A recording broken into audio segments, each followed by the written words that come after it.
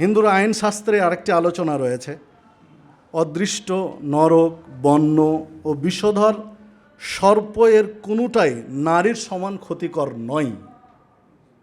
এটা হিন্দু আইনশাস্ত্রের একটা আলোচনা।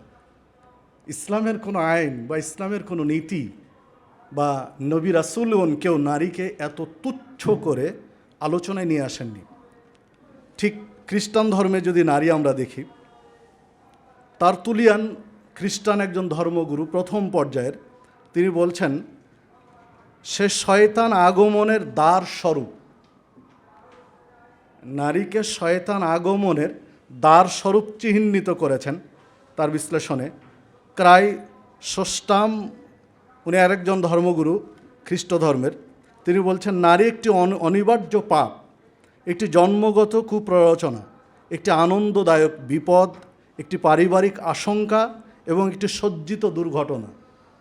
এই শব্দগুলোর মধ্যে দেখেন তো যে কোনো একটা নারীকে পজিটিভ দিক নেওয়া হয়েছে, শুধু তাদের নেগেটিভভাবে তাকে উপস্থাপন করা হচ্ছে।